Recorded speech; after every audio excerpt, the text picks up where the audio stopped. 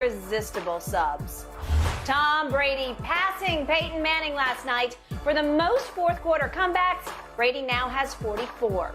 Brady led Tampa on 2 touchdown drives, coming back from a 13-point deficit, something he has never done in the fourth quarter of regulation before. Shannon, is Tom Brady now the clutchest athlete in any sport? Well, I didn't need last night to make my decision. I don't think he is, because I need to see guys that can impact the game on both ends of the court. And I understand that Tom Brady has set teams up in position, but Adam Vinatieri has kicked 2 game-winning field goals. Malcolm Butler got that interception. Tom Brady had nothing to do with that. Last night, did Tom Brady dislodge the ball from Taysom Hill? No, he didn't. So that's a part of it. I'm looking at LeBron James that impacts the game on both ends. He blocks Iguodala's shot, or Michael Jordan, who steals the ball from Karl Malone and then goes down and hit the game-winning shot. Tom Brady's clutch. Yes, no question about that. I'm not going to try to take that away from him. I would be foolish to even try. But no, I do not think that's the case. And you look at LeBron James, I don't know how LeBron has been tagged with this moniker of not being clutch.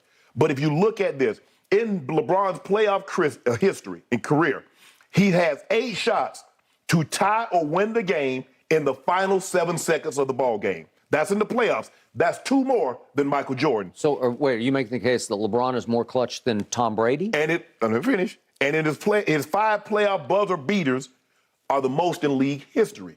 So that means he has to do it. Skip, you do realize, see, this is what I don't understand. They said, well, the receiver is a dependent position. Is the quarterback not a dependent position? So because he throws the ball, he doesn't run down there and catch it. Mm-hmm. So he's dependent on me to do my job as I'm dependent on him to do his job. No, all that being said, I'm going to take somebody that if I were to say, if we want to say team sports, I'm going to say LeBron or Jordan. If we just say in sports in general, I'll take a Tiger Woods or Serena Williams, because they're in the arena by themselves. They get no one else to come from behind. If I'm 4 strokes down, I can say, hey, bro, I need you to come in here and bomb it off the tee for me. Mm-hmm. I need you to chip it up there, and then I'll put it in. I don't get that. If Serena's down a couple of sets, she don't get to have somebody come in. So, no, to make a long story short, and I'm sorry I made it long, no. By the way, a couple of quick stats on your man, LeBron James. Since he entered the league, nobody has missed more late game, close game free throws than LeBron James, and nobody has missed more late game, close game shots than LeBron James. Has anybody made more? It's not even close. Has anybody made more? Has anybody made more? Because those are you to Tom. You said with Tom Brady, nobody has thrown more passes than Tom Brady. So therefore, he should what? Okay. Tom Brady won his first 6 Super Bowls with game-winning drives in the fourth quarter overtime. That is off the charts amazing, so but he doesn't get enough credit for that. You do realize, okay, let me ask you a question. Did he get the ball into the end zone, or did someone kick a game-winning field goal? Well, it was a mix of both, but those are the rules of the game. Okay. But what's the hardest position to play in all of sports? It ain't even close. It's quarterback. It's so hard to command the position because so much is swirling so quickly, as you well know.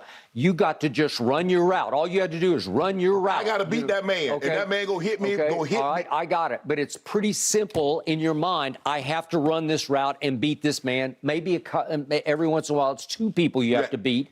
But you got to run your route and get open. Yeah. And maybe or maybe not, he will throw it to you. Correct. But he has to scan. Like I was looking at the goal line situation for Brady last night, and there are bodies everywhere. There are Saints. It looked like they had 15 Saints on the field, because when you're that close to the end zone, it's just a blur of white jerseys everywhere.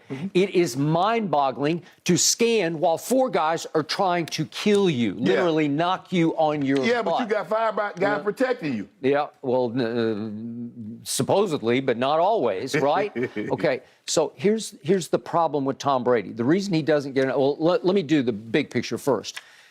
I have said from the start that there's never been anybody more clutch than Michael Jeffrey Jordan. Obviously, he went 6-0 in the finals with 6 finals MVPs.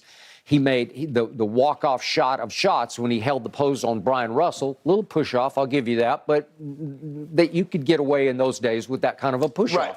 But the point is, if I want one game, one shot from my life, we were just talking about Kawhi versus LeBron, but if I want somebody to shoot the shot for my life or make the play for my life, I want Jordan to make it. But Brady has made them more because he's had way more opportunities because he's played longer, he's played more, and he's played on bigger stages routinely than even Jordan was able to play on, because he just keeps playing on big stage after big stage after big stage. And obviously, most of his big games are going to be on Monday or Sunday Night Football, which is a solo stage for all the world to watch. So the point is, Brady never gets credit for this as like a clutch killer, like a clutch assassin, because he doesn't look or act the part.